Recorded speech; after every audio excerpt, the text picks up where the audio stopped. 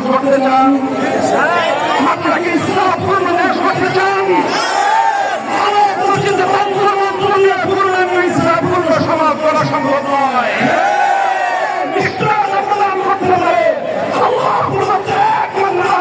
ব্যবস্থা